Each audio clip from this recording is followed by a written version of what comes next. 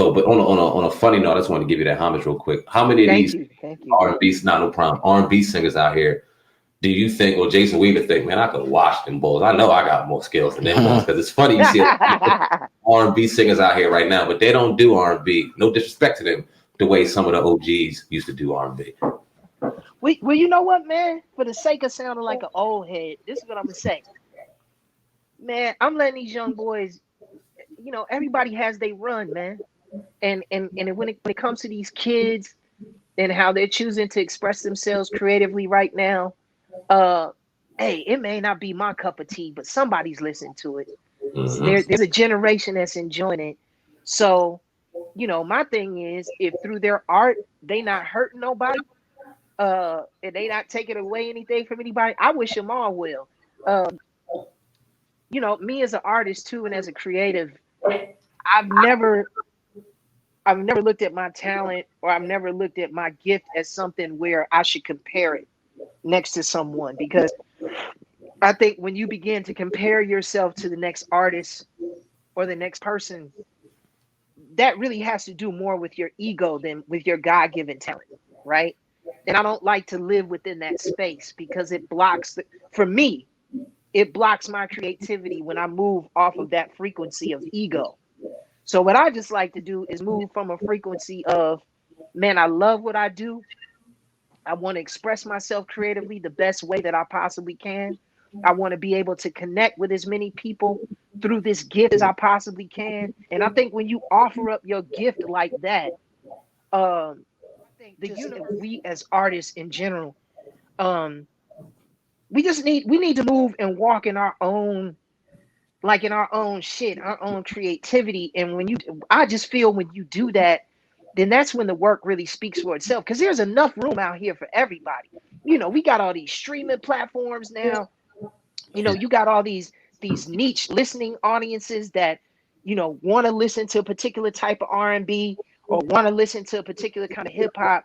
So there's enough room now as an artist and as a creative where you can appeal to that niche audience or demo and get your shit off and still get your sales. You know what I'm saying? Still be able to tour successfully in the whole nine. So no, as far as the young boys doing their thing, whether it's Jacquees, whether it's Lucky Day, who else is out that I like?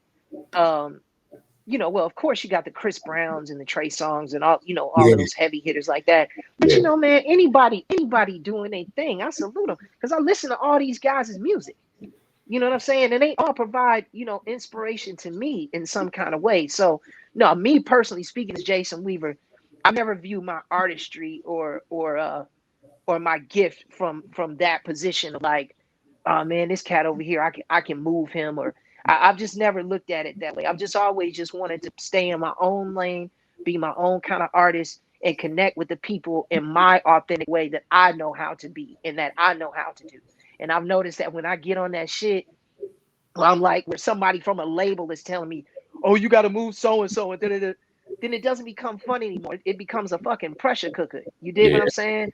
And the next thing I know, I'm worried about sales, and I'm worried about how I look, and I'm worried about appearances, and worrying about keeping up with the Joneses, and then the music suffers or the art suffers. So that's just my personal position on it.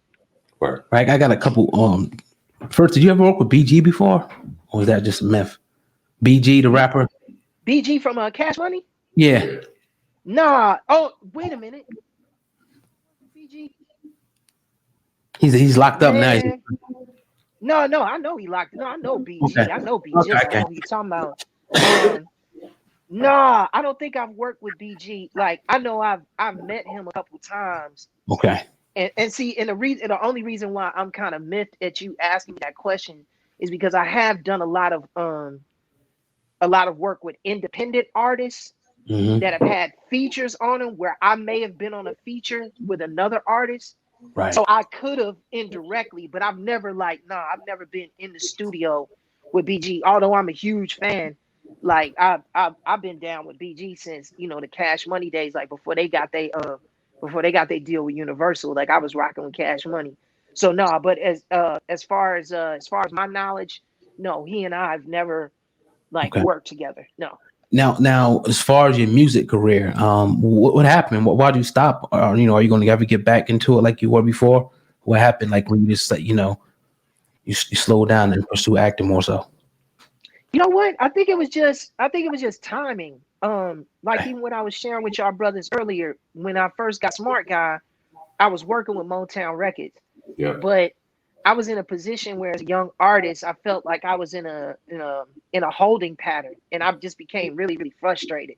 And Mm-hmm. ultimately, like I think just due to the fact that my experience in black music was always kind of like a turbulent kind of experience, it kind of just left me as a young man a little disheartened and a little discouraged, and wanted to continue to pursue it because I was looking at it like, man, I'm making all this money over here doing television. I'm not having to deal with half the pressure that I'm dealing with having to deal with these record labels and record executives and all that shit. I don't have to travel as much to make the kind of money that I'm making. Let me just focus on acting. There's not a lot of heavy lifting to do when it comes to acting. Back then, being an artist for me, it was a lot of that kind of pressure. Like, hey man, you got to move so and so. Oh man, you got to have such and such units sold by this first week. Man, you got to do. And like for a 16-year-old, 17-year-old kid who's already dealing with a lot of pressure, just trying to be black and young and survive. I just Mm-hmm. didn't want to. I didn't want to go through that anymore, and I didn't want to deal with that experience of being told from a person or from people who don't know me who they think I am and who they think I'm not. I just didn't want to deal with that, and so I just kind of shifted my focus, um, going more towards TV. Music has always been a passion of mine. It still is. I grew up in a musical family. Most of my family members are Grammy Award winning songwriters and producers. My mother and my aunts, they were in the record industry for years. They worked with Curtis Mayfield, the Ohio Players, Tyrone Davis, Aretha Franklin, the list goes on and on. So my background is in that. I grew up singing in church. My background is in that. But Yeah. the music industry back then just made me feel weighed down. And I didn't want to feel weighed down. I wanted to feel free as an artist. And so I stepped away. But now, and I'm so glad that you brought that up, bro. Me and Lena Waithe just recently had a conversation about that while I was working on the Shine. She was like, yo, you need to come out with another, music project because I mean, people really rock with you, Mm-hmm. um, as it relates to your music and your music career. And so I just started going back into the studio because I don't think we have to be back to work until January. So I have been back in the studio. I'm recording some new stuff. Um, I do have an opportunity on the table to do a major distribution deal, but I'm still kind of weighing that next to an independent option that's also on the table that I think may be more viable, Mm-hmm. and that may ultimately make more sense for me to do as an artist because it'll free me up. It won't have me, um, I guess, as tied down as like a major label deal would. On top of that, I could stand to make more on the back end on this independent deal that's been presented. So I'm weighing those options right now. But while I'm weighing those options, all I'm really doing is focusing on the music and trying to get it right and trying to make sure that I'm truly representing myself for where I'm at right now. Where the music is like, if you will, age appropriate. Like it's still gonna be hot, but I'm not gonna be out here like trying to sound like these young boys that's out here with the auto tune and all of that. Not saying that there's anything wrong with it. There's Right. nothing wrong with that. I'm not judging at all.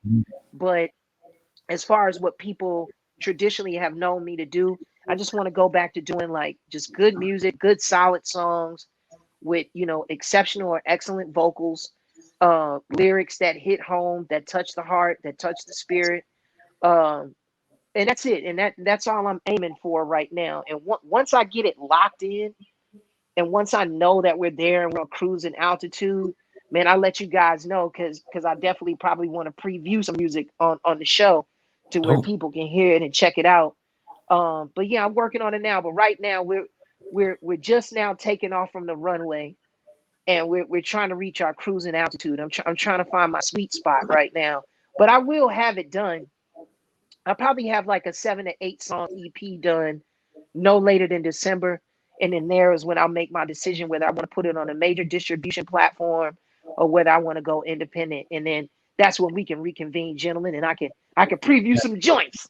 That'd be crazy. We really appreciate real singing. You ain't one of these actors that's trying to do some shit you really can't do it, or a singer trying to do some shit you really do this. So we appreciate that, brother, for real. No, I appreciate it. As you know, being a singer yourself, I mean, that's the one thing that you want to have. You want your authentic voice to be presented, and you want your authentic self to be presented, and you want your real, your real story to be told out there. So, that's what I'm working on. And it's not like hip hop. You know what I'm saying? It's like baking a souffle. You know what I'm saying? It's very delicate. You know what I'm saying? It's not like making a gumbo. Like I kind of see hip hop as being where you can throw a lot of things into the pot, and as long as you season it well and you put some cool shit around it, it'll still taste good. With a souffle, it's very meticulous.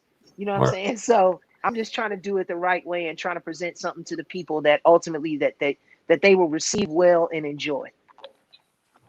Let me talk. I got a couple more questions and we'll be up out of here. Nigga said, oh God, you the man, Cass. I spit white like a clan mask, and I'm a hustler. I could stand out on the beach and sell sandbags. Some things can't last, but this ain't just a podcast. This is Sam Ant and Oh Godcast. Hip Hop Uncensored is the vibe, so subscribe. Hip Hop Uncensored is the vibe, so subscribe. Oh God, driving Sam Ant riding passenger side, and you heard it out the mouth of the greatest rapper alive. Hip Hop Uncensored is the vibe, so subscribe. Hip Hop Uncensored is the vibe, so subscribe. Oh God, driving Sam Ant riding passenger side, and you heard it out the mouth of the greatest rapper alive. Go gang.